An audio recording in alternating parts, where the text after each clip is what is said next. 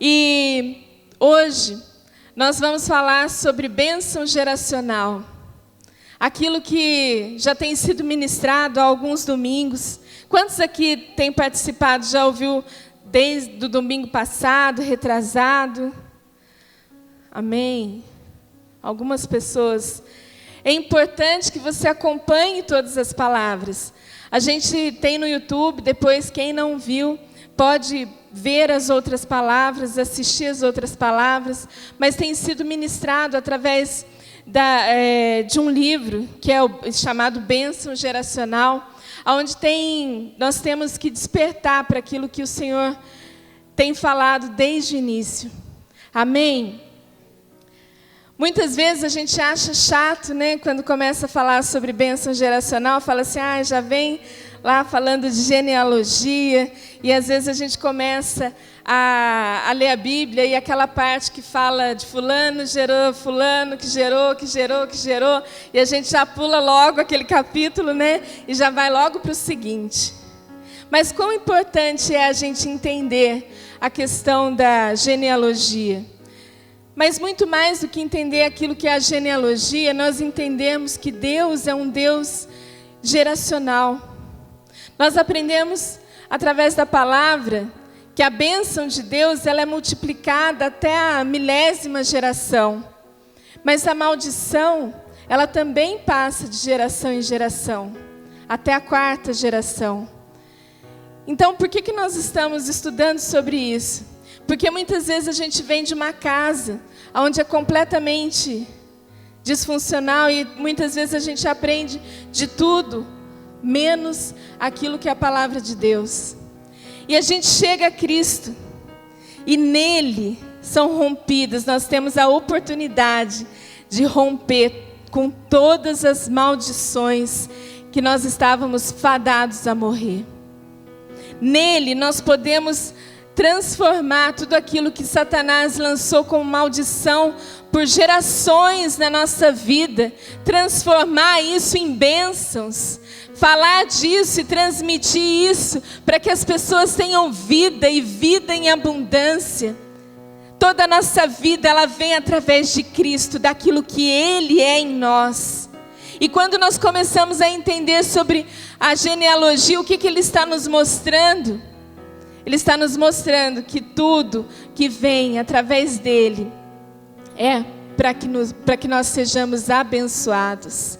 Para que existe sim uma bênção que é passado através de nós, por nós, através daquilo que Cristo é em nós, para as outras gerações, para os nossos filhos naturais, para os nossos filhos espirituais, para aquilo que Deus tem a construir sobre o governo dessa terra.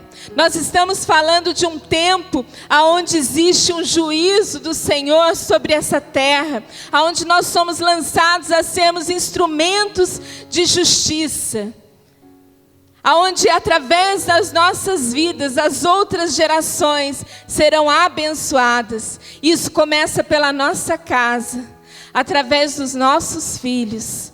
Isso começa através do nosso entendimento e de uma mentalidade transformada daquilo que Cristo é em nós. Amém? Aquilo que nós aprendemos nele. Aquilo que nós vivemos nele, aquilo que nós somos através dele. É Cristo quem faz de nós pessoas diferentes, pessoas que abençoam, que passa através de nós toda a bênção do Senhor. Vamos ler lá em 2 Samuel 21, do 1 ao 3. Quem achou diz amém.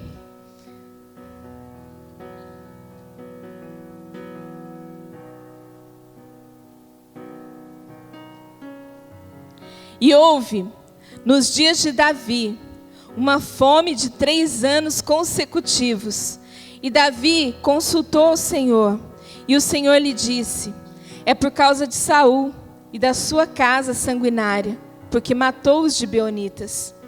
Então chamou o rei aos gibeonitas e lhes falou: ora, os gibeonitas não eram os filhos de Israel, mas do restante dos amorreus. E os filhos de Israel lhes tinham jurado. Porém, Saul, no seu zelo à causa dos filhos de Israel e de Judá, procurou feri-los. E disse, pois, Davi aos gibeonitas: que quereis que eu vos faça? E que satisfação vos darei para que abençoeis a herança do Senhor? Então, nesse contexto, existia um tempo de fome, de escassez, e Davi falou assim: tem alguma coisa de errado. Por algum motivo, não está dando certo. E procurou consultar o que o Senhor tinha. E existia um pacto entre eles, aonde Saul não poderia ferir aos gibeonitas. E Saul desobedeceu e fez. E através de uma atitude, de uma quebra, de uma legalidade que Saul deu, através disso veio uma maldição sobre o povo. E aqui a gente vê que Deus, Ele vai honrando, tudo aquilo que nós prometemos e que nós quebramos, vem sobre os nossos filhos uma herança. E quando Davi resolve consultar ao Senhor, ele disse assim: existiu, Davi, uma coisa foi quebrada, uma aliança foi quebrada. Existiu um acordo de não feri-los e Saul os feriu. E aí, o que é feito? O que nós podemos fazer, então? Disse Davi, né? O que a gente pode fazer para que isso seja consertado? Vamos continuar lendo lá. Então os gibeonitas lhes disseram: não é por prata, nem por ouro, que temos questão com Saul e com sua casa, nem tampouco pretendemos matar pessoa alguma em Israel. E disse ele: que é, pois, que vós quereis que eu vos faça? E disseram ao rei: o homem que nos destruiu, que intentou contra nós, de modo que fôssemos assolados, sem que pudéssemos subsistir em termo algum em Israel. De seus filhos, nos deem 7 homens, para que os enforquemos ao Senhor, em Gibá de Saul, o eleito do Senhor. E disse o rei: eu os darei. Porém o rei poupou a Mefibosete, filho de Jonatas, filho de Saul, por causa do juramento ao Senhor. E entre eles houvera entre Davi e Jonatas, filho de Saul.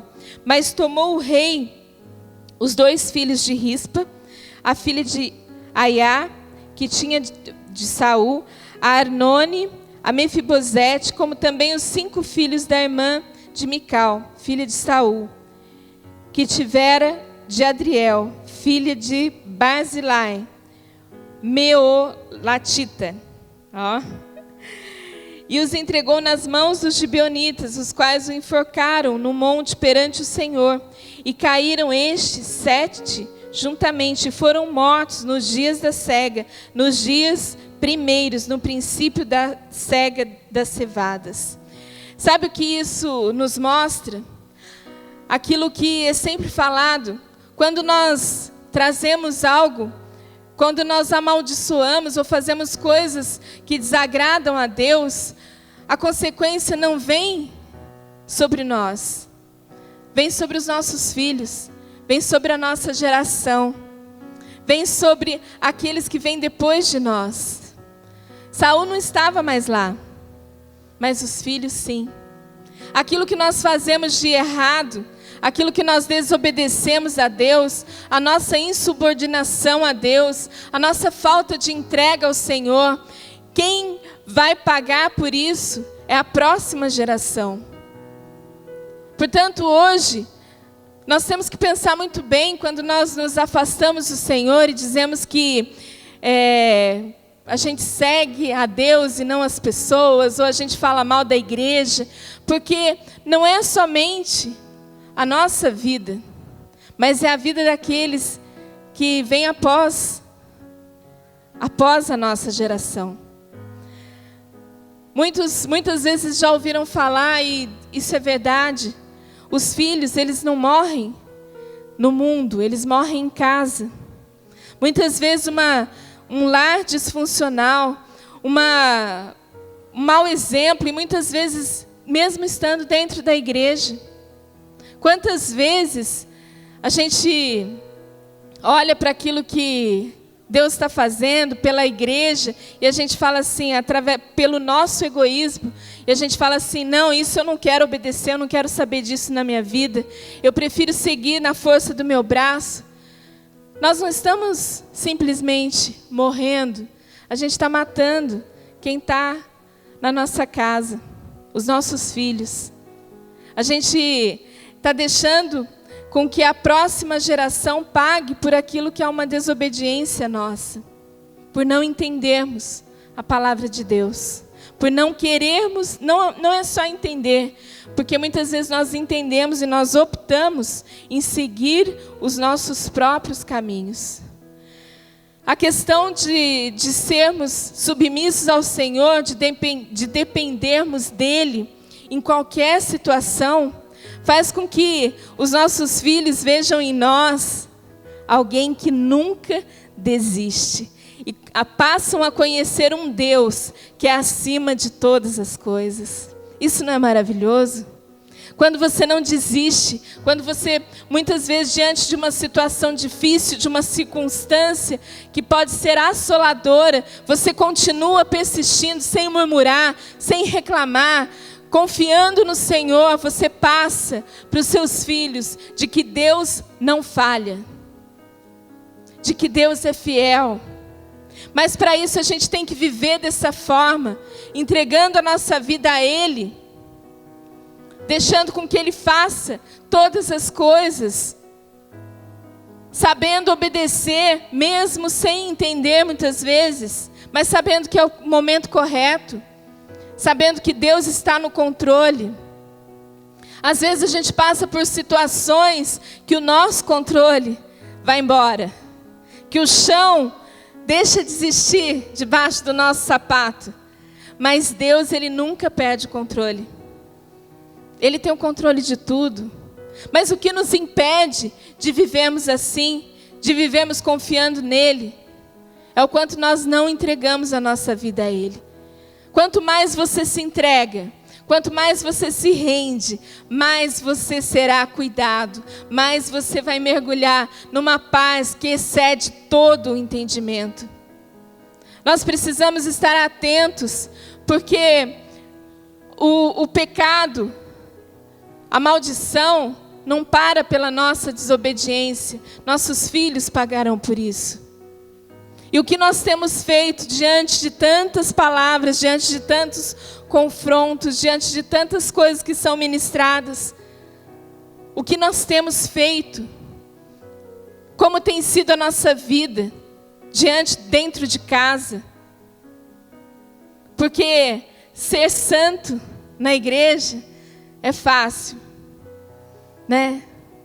Um ambiente gostoso, tem o louvor, tem os irmãos, é um ambiente legal, é um ambiente bom, mas e dentro da nossa casa?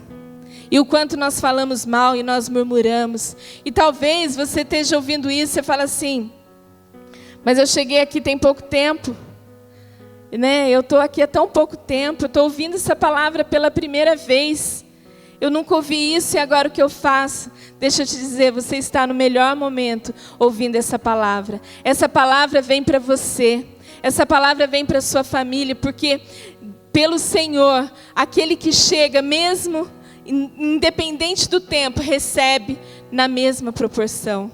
Então, se você está aqui hoje, se você está nos visitando hoje, e de repente você olha e fala assim, mas eu nunca ouvi falar disso. Esse é o momento certo que o Senhor te trouxe a essa casa, para que você ouça, para que você reflita e para que você permita que Deus transforme a sua vida. Honra teu pai e tua mãe, e serão longos os teus dias sobre a terra.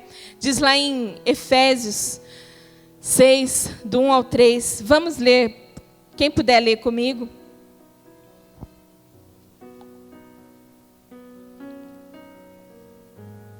Vós, filhos, sede obediente aos vossos pais no Senhor, porque isso é justo. Honra teu pai e tua mãe, que é o primeiro mandamento com promessa, para que te vá bem e vivas muito tempo sobre a terra. E aqui tem uma parte que eu acho chave, né? E que muitas vezes durante os aconselhamentos as pessoas falam assim: mas é que você não conhece meu pai, você não conhece a minha mãe, você não sabe o que eu já passei por eles. A palavra do Senhor diz: honra teu pai e tua mãe. Não diz assim, se eles forem bons, né? Não diz assim, se eles forem bons, você honra. Não, a honra é um princípio de Deus em nós. Honrar pai e mãe é algo que o Senhor, é o primeiro mandamento que existe com uma promessa. Se eu sei honrar aqueles que me deram vida, aqueles que me trouxeram a este mundo, se eu sei honrar, se eu sei respeitar, longos serão e plenos serão os dias sobre a terra. Quando nós começamos a entender sobre o que é a bênção do Senhor através de nós nos tornamos pessoas obedientes, que honram, que sabem honrar. Filhos, honrem os seus pais. Honrem, porque esse é um princípio do Senhor. Existe também um princípio, algo fundamental, que é o perdão.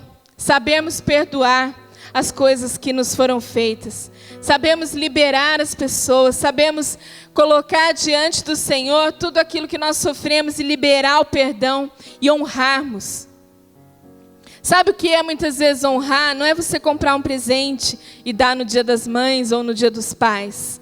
Não é você chegar e dar um cartão no Natal, dar um presente no Natal. Honrar é um estilo de vida. Honrar é você saber que essa pessoa que te trouxe, que cuidou de você, que muitas vezes te trouxe a esse mundo, é alguém que você precisa ser grato. E quão difícil é muitas vezes, diante de tantas histórias, sermos gratos ao Senhor por aqueles que Ele nos colocou como pais. Mas um dos primeiros princípios aonde flui a bênção do Senhor é também a gratidão. Bênçãos de Deus começam através das nossas vidas transformadas. Um coração grato, um coração que honra, um coração que consegue liberar o perdão. Essa é a palavra do Senhor. Podemos ser herdeiros dos nossos pais naturais, dos nossos pais espirituais, e temos que honrá-los. Temos que ter um estilo de vida que honra as pessoas que estão cuidando de nós. A honra, ela vem porque, não por um presente, como eu estava falando, mas a honra, ela é algo que respeita, que não admite, não fala mal, que não traz circunstâncias, não leva situações que desagradam ao Senhor. Não há traição. Na honra, você respeita. Você sabe aonde é o seu lugar de filho. A honra, ela traz sobre nós a obediência. Eu obedeço porque eu honro ao Senhor. E quantas vezes a gente quer viver uma vida de plenitude em Deus, obedecendo as coisas pela metade, ou por um terço. E isso faz parte para transformarmos a nossa história. Para que através de nós, nossos filhos, nossos netos, consigam ver pessoas que amam a Deus e que honram a Deus. Se nós não somos capazes de honrar os nossos pais naturais, se nós não somos capazes de honrar os nossos pais espirituais, como honraremos a Deus? Temos que amá-los, respeitá-los e honrá-los, independente de qualquer situação. Amém? Vocês estão comigo?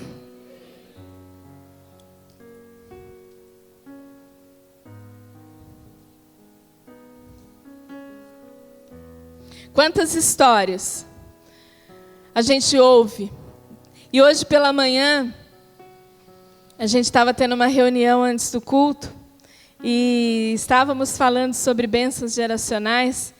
E que gostoso foi ouvir a vida da Thaís, né, Thaís? Falando a respeito de algo na vida dela, de uma transformação que houve na vida dela, através de alguém que resolveu cuidar dela e de levá-la para a igreja quando era uma criança. Como é bom a gente ouvir, a gente ver como vale a pena você ensinar as crianças no caminho que elas devem andar. Como vale a pena você olhar para cada criança e ensinar para ela e gastar tempo ministrando sobre a vida de cada pessoa. E às vezes a gente olha para as crianças e fala, muito barulho, muita bagunça, e a gente só sabe reclamar. E o apóstolo Cristiano falou no domingo passado, justamente disso, quantas vezes nós reclamamos para Deus, e reclamar, ele dava o conceito de que reclamar é clamar várias vezes. E quantas vezes pelas crianças a gente reclama, e a gente não consegue fazer a diferença sobre elas, porque acha que dá trabalho. Na nossa geração, na geração do pessoal dos 40 a mais, né?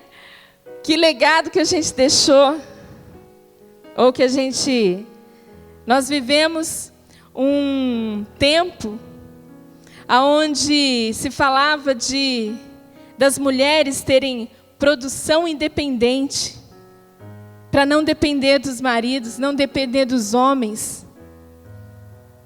Esse foi o legado. Uma vida, você pode ser livre. Para quê? Família? Não. Destruímos o bem mais precioso. Deixamos um legado de destruição. Vivemos dentro de um conceito de que para que você precisa se casar? Seja livre. Para quê? Esse foi o conceito. Essa foi a palavra que foi deixada. E hoje, quantas vezes a gente olha para as crianças que estão vindo e a gente vê tanta coisa que a gente fala assim, meu Deus, eu não quero que meu filho viva isso. Mas foi o legado que foi deixado. E como que se faz para romper isso? Em Cristo. Como que se faz? Porque o meu casamento não deu certo, porque a minha vida não deu certo. Como que eu faço? Eu já vivi, cheguei aqui, estou aqui agora. É Cristo. As bênçãos do Senhor, hoje, que vão te acompanhar, é em Cristo. Nele, todas as palavras já foram cumpridas. E através dele, eu e você entramos na genealogia. Nós entramos e podemos desfrutar daquilo que ele conquistou por nós. Uma vida, quando nós tínhamos uma vida de pecado, uma vida fora da presença do Senhor, nada disso vai ser levado em conta. Mas aquilo que você começa a ser transformado hoje. Por isso é tão importante nós falarmos sobre isso, nós vivemos isso, porque o Senhor pode transformar, pode remir a sua história, pode trazer à existência a sua família, através de Cristo hoje.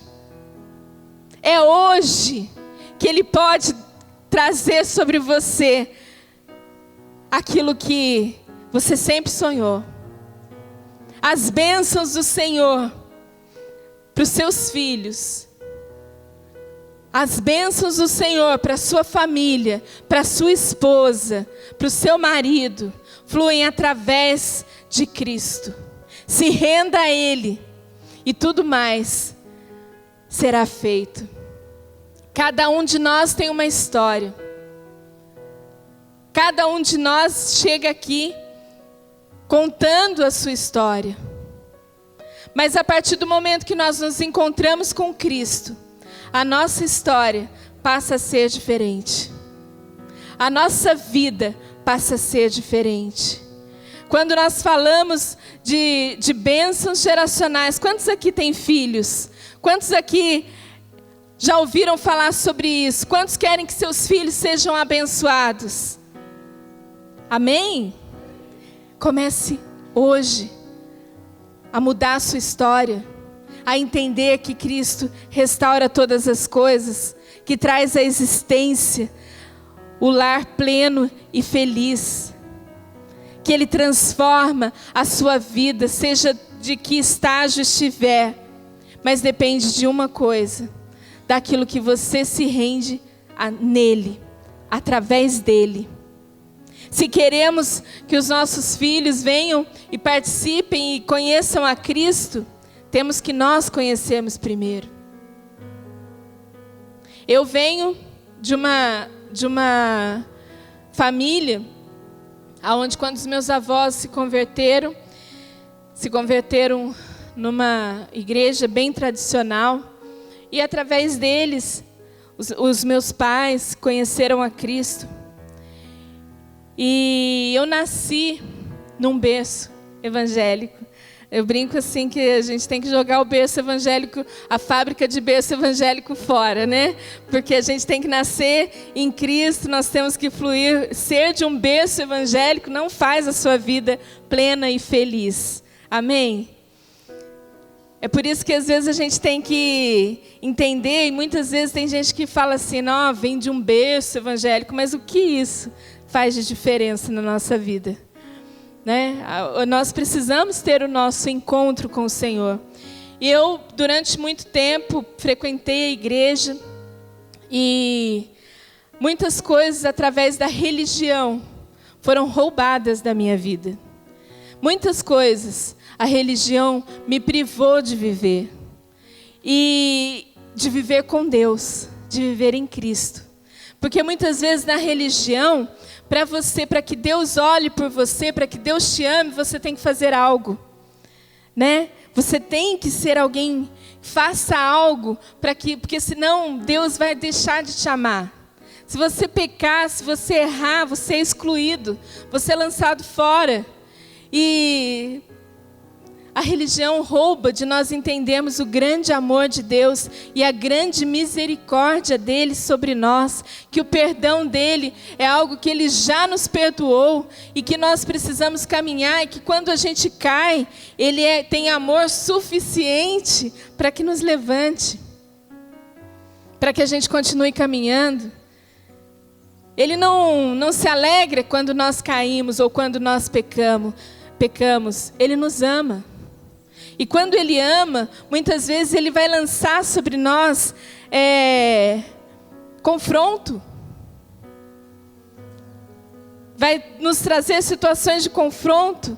Mas na religião isso é privado de nós, porque nós não conseguimos conhecer direito quem é Deus. Porque sempre precisamos fazer algo, sempre precisamos ter uma imagem de algo, sempre temos que, para falar com Deus, temos que falar com um Deus que está fora e não com um Deus que está dentro de nós.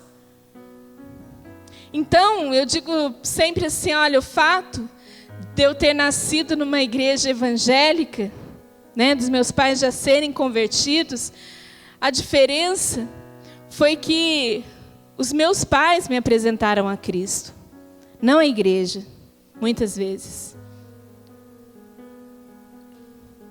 Na medida que eles tinham do Senhor, eles me apresentaram a Deus, a um Deus que ama, a um Deus que cuida. Na medida que eles tinham e que eles têm, eles dão o máximo. E eu dou glória a Deus por isso. Então, o que eu quero dizer com isso? Que muitas vezes nós estamos na igreja, mas nós precisamos ministrar amor e vida aos filhos, aos nossos filhos, que não é por um Deus fora, mas por um Deus dentro. Eu amo a vida do meu pai, eu amo a vida da minha mãe, porque independente de qualquer situação, eles sempre estiveram comigo. Sempre. E isso não foi a igreja que os ensinou. Foi Deus. por que a igreja muitas vezes não ensina? Porque a igreja, a religião, a questão da religiosidade nos impede. Se um filho peca, se um filho erra, joga ele fora, põe ele para fora. Não merece estar no nosso meio, não merece andar com a gente. E a palavra de Deus, ela vem para nos incluir no corpo. Se nós erramos, é no corpo que nós devemos estar, porque é o corpo que existe remédio, que existe cura, que existe milagre, que existe transformação.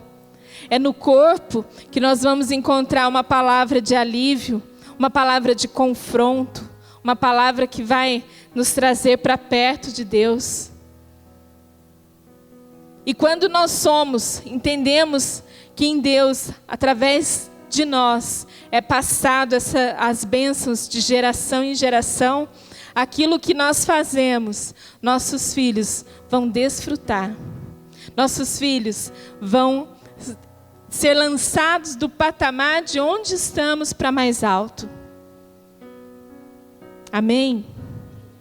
Então, se você chegou até aqui hoje, seus filhos vão ser daqui para frente. É daqui para frente. Dos nossos ombros para cima. É assim que nós temos que fazer. Mas durante muito tempo, a igreja, a sociedade, nada se prepara para isso. E aí morre uma geração. Como foi aqui no caso de Saul. Ele fez algo, desobedeceu a Deus, não quis ouvir a voz do Senhor. E quem que pagou por isso? Os filhos.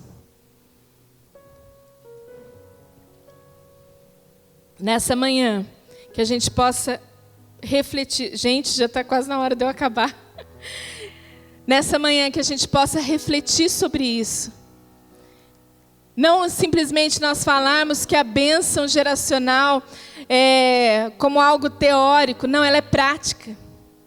Aquilo que eu vivo com Cristo, aquilo que eu vivo nele hoje, é transmitido para as próximas gerações. É transmitido por aqueles que estão vindo, que estão conhecendo. Precisamos, hoje a gente clama por um país justo, por um país que não tenha corrupção, por um país que nós queremos todos, um país grandioso, que exalte o Senhor. Mas o que nós estamos fazendo? O que nós estamos ensinando? Porque nós, se a gente for viver 50 anos para frente, amém, né? Mas o que vai fazer a diferença mesmo são os filhos e os netos. É o legado que nós estamos deixando. E às vezes é gostoso, a gente vem no culto, assiste o culto, ouve uma palavra, às vezes a gente gosta ou não gosta do louvor e vai para casa e não transforma a nossa realidade. Somos murmuradores dentro de casa. Falamos mal das pessoas. Não damos ao Senhor o devido lugar dentro da nossa família. E como é que nós queremos que os nossos filhos sejam governadores sobre a terra? O que nós temos falado ou feito dentro de casa que demonstra o amor do Senhor? Muitas vezes a gente fala assim, não dá para... mas eu vou na igreja, mas a igreja pede muito dinheiro. Não dá para ir na igreja. Não tem condições de ir na igreja. Não gostei de tal coisa. Fulano passou, não falou comigo. E tantas coisas nos impedem, tantas coisas pequenas fazem com que a gente paralise, porque a gente nunca quer ser curado naquilo que muitas vezes o mundo nos feriu. Às vezes a gente vem para a igreja e quer que tudo seja perfeito, sendo que nem nós somos perfeitos. A gente quer uma perfeição que muitas vezes nós não estamos dispostos a fazer. Falamos de gerações, falamos de pessoas, de transformação de vidas. E muitas vezes, quando a gente fala de vir a um evento que vai falar sobre sermos instrumentos de justiça, não dá. Ah, não vou porque vai ser muito tempo, 3 dias. Não é para mim. E a gente acha que dentro da nossa casa os filhos não estão percebendo, mas eles sugam tudo. Amém? Queremos uma sociedade diferente?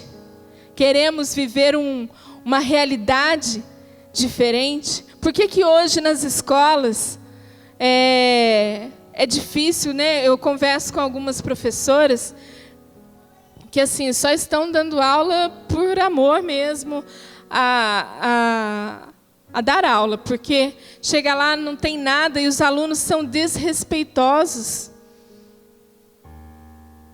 Batem professor, falam alto, falam palavrão.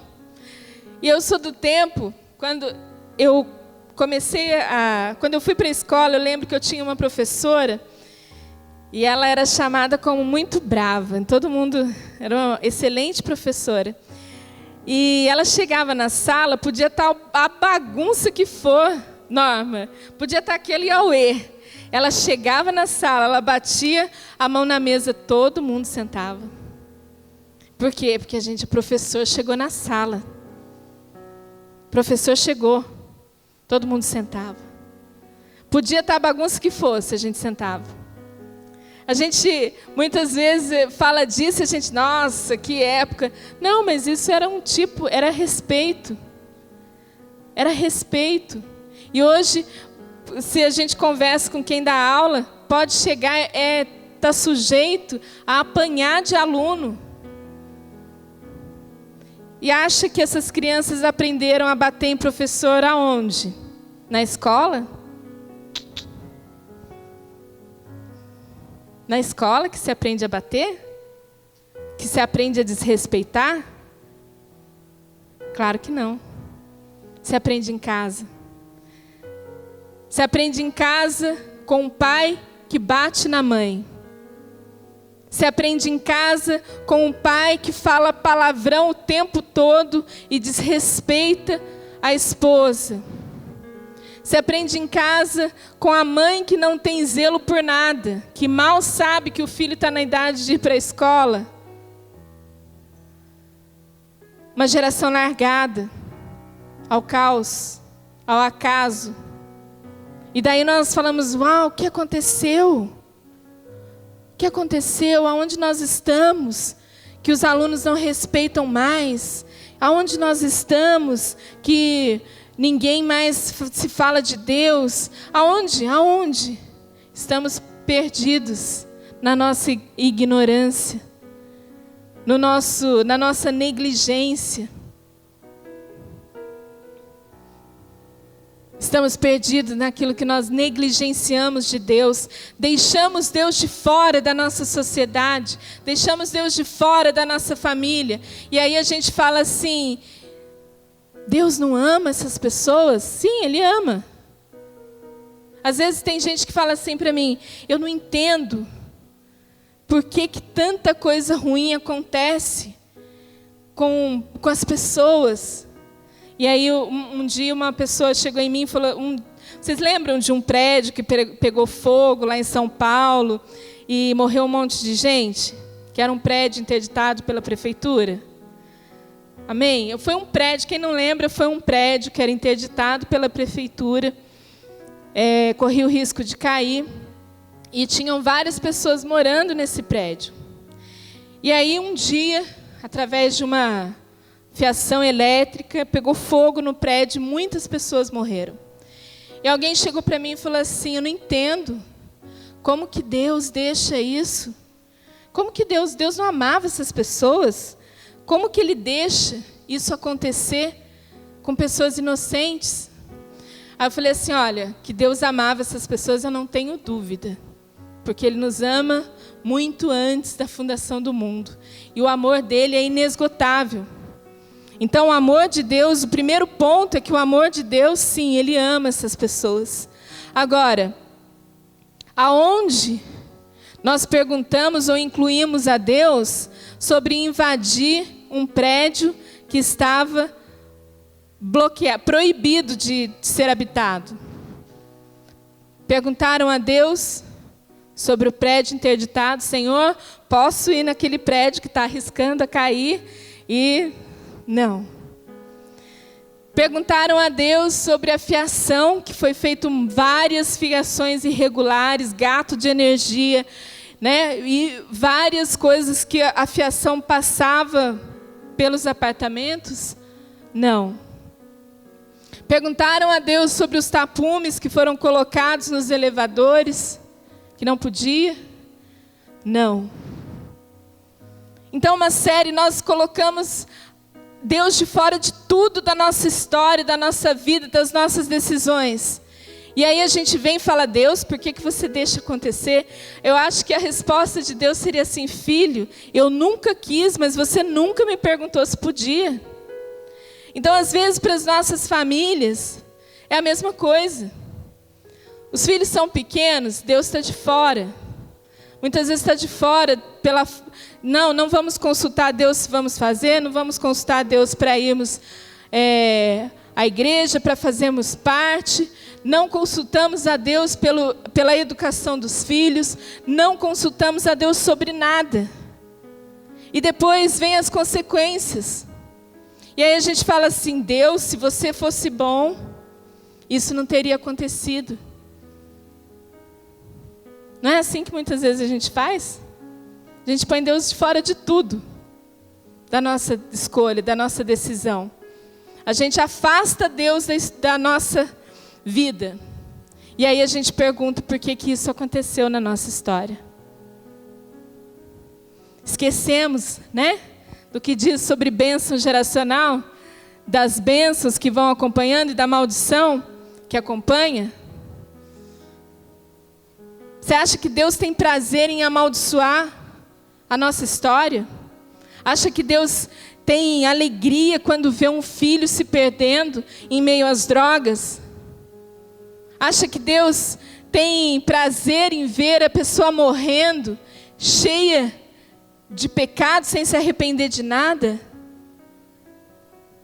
Que falta de consciência nós temos, se sabemos que Ele deu o seu único filho para que morresse numa cruz, para que os nossos pecados fossem perdoados.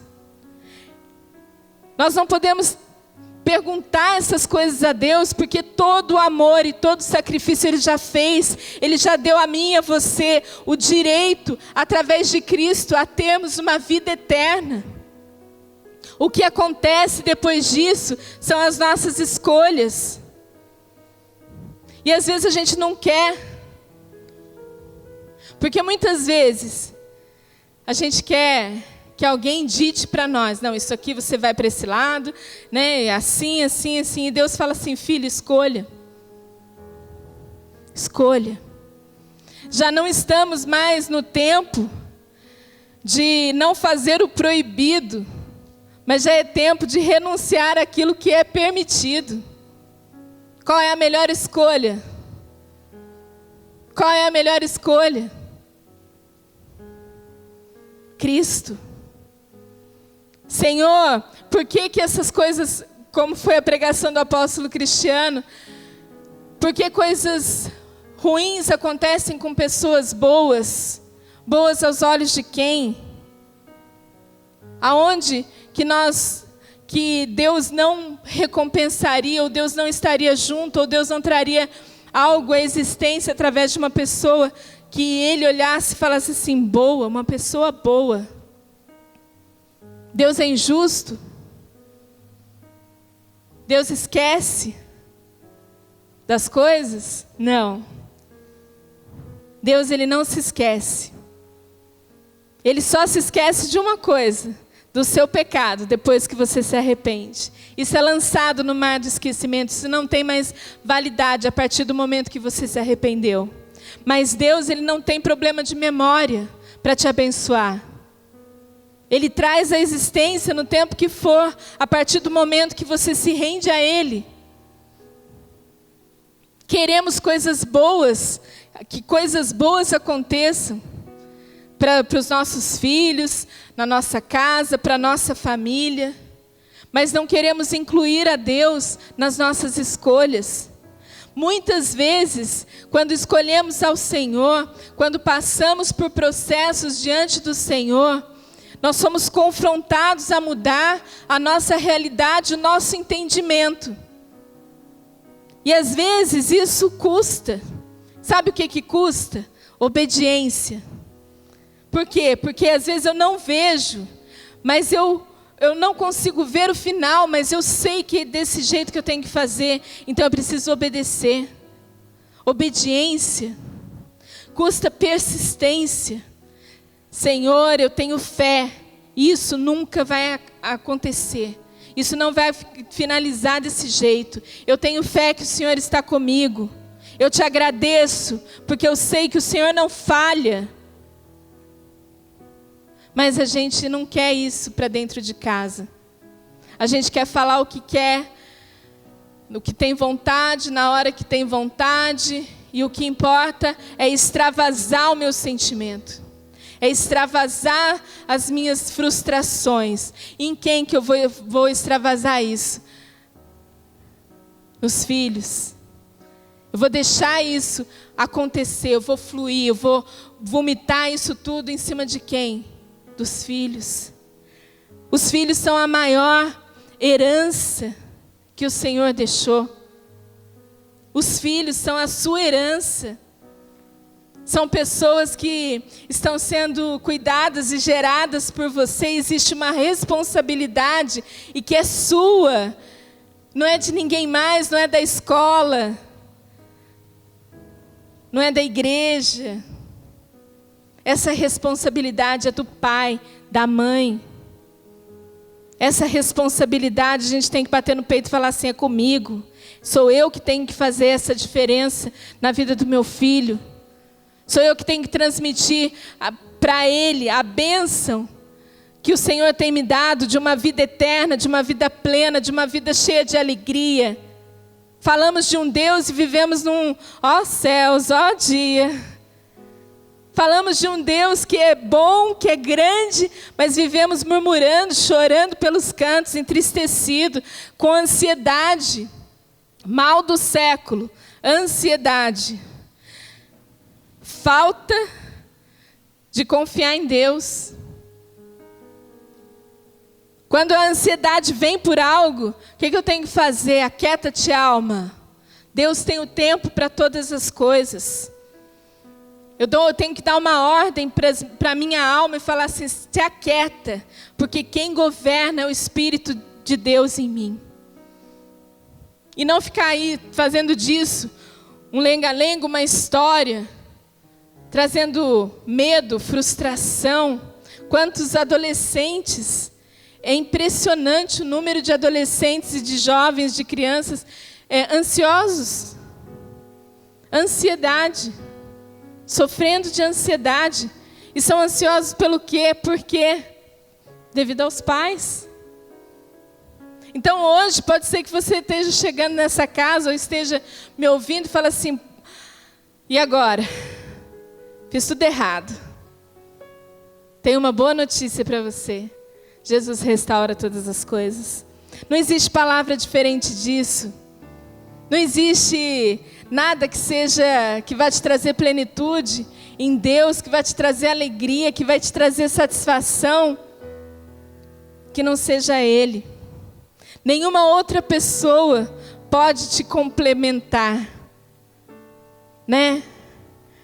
Às vezes as pessoas querem casar. Porque daí vou me complementar. Não. Primeiro eu sou feliz.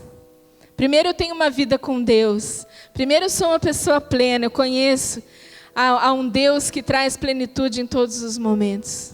E depois, por um propósito de Deus, eu acho uma outra pessoa que também seja feliz, que também seja pleno, que também se renda a Deus. A felicidade, a plenitude, essas coisas são algo que nós conseguimos em Deus quando nós nos rendemos a Ele. Não é quando nós temos dinheiro, ou quando a gente tem aquela casa dos sonhos, ou aquele carro, ou nada disso. Nada disso tem o poder de nos transformar. Eu estava lendo um testemunho de um médico nos Estados Unidos, E ele era, se não me engano, cirurgião plástico. Não tenho certeza, ele é um médico. E ele estava falando assim que ele era ateu. E ele achava que Deus não existia, que tudo era uma grande coincidência do universo. E ele vivia bem, tinha muito dinheiro, tinha uma vida extremamente confortável, mas ele tinha um vazio que nada preenchia. Então ele tinha casas, carros, mas ele não acreditava em Deus. E aí, quando foi um dia, ele atendeu um paciente, e esse paciente falou assim para ele, ele falou assim para o paciente, aliás, você tem alguma dúvida? Né? Passou o receituário. Tem alguma dúvida? Ele falou para o paciente. E o paciente falou assim para ele, eu tenho. Pois não, pode falar. Você já aceitou Jesus como Salvador da sua vida? Ele disse que ele olhou, ele ficou tão confuso com aquela pergunta, que ele falou assim, deixa eu estudar para eu ver como que eu respondo. Diz que aquilo para ele foi como se fosse uma bomba que caísse na vida dele. Como assim? Perguntar se eu já aceitei Jesus? Eu tenho que provar isso, né? E ele começou a ler a Bíblia. E quando ele começou a ler a Bíblia, aquilo começou a deixar ele impactado. E ele foi transformado, a vida dele completamente transformada, daquele vazio que ele sentia, por uma pergunta. Uma pergunta audaciosa de um paciente. Você já aceitou Jesus como Salvador da sua vida? E ele se perdeu, diz que aquilo bateu nele, e ele se perdeu naquele momento de confusão e falou assim, deixa eu ver o que está falando, isso daí não existe. E a indignação dele foi tanta que ele falou, deixa eu ler a Bíblia. E aí ele se converteu, e aquele vazio nunca mais fez parte da vida dele. O que eu estou dizendo com isso? Que só existe um que preenche o seu vazio. Só existe um, e é Cristo. Enquanto nós não nos rendemos a Ele para que tudo isso flua através de nós, a gente vai ficar de domingo após domingo, falando. Mas é momento da gente sair de apenas ouvir e de praticar. Amém? A bênção do Senhor está sobre cada um de nós aqui dentro. Cada um de nós, Ele quer fluir sobre as nossas vidas para gerações e gerações. Filhos naturais, filhos espirituais. Talvez você fale assim, mas eu não tenho filhos naturais. Eu não tenho. O que te impede, assim como eu, o que te impede de você ser um referencial para as gerações que estão vindo após você? O que te faz pensar que isso não será possível? Deus pode todas as coisas, e Ele transforma a cada minuto da nossa existência, muitas vezes por uma atitude, por uma palavra. Sejamos referenciais para as pessoas, com uma vida plena, abundante, alegre, cheia da presença de Deus. Amém?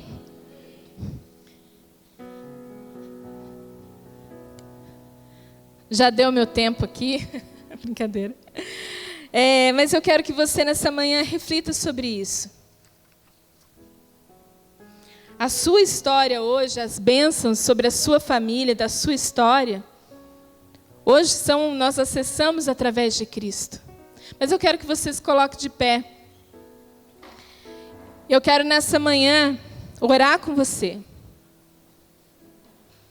Eu quero que dessas palavras todas que nós ministramos, todos esses dias, e vamos continuar ministrando todos os domingos pela manhã, que seja um momento de transformação na nossa mente. Não é mais tempo da gente ficar parado, sentado na igreja, domingo após domingo, e não ter nada sendo manifesto dentro da nossa casa. Precisamos de mudança. Aqui na nossa casa, sonho de Deus, a gente gosta de cuidar de pessoas. Então, pode ser que você esteja hoje pensando, né? Fala assim, como que eu vou fazer? O que vai acontecer? Existem ministros que podem estar te aconselhando.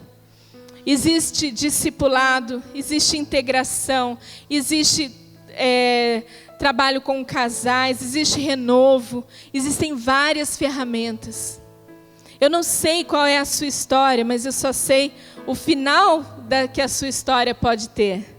E esse final é um final de alegria, é um final de plenitude, é um final de uma vida transformada. Não somente a sua, mas de toda a sua geração. Amém?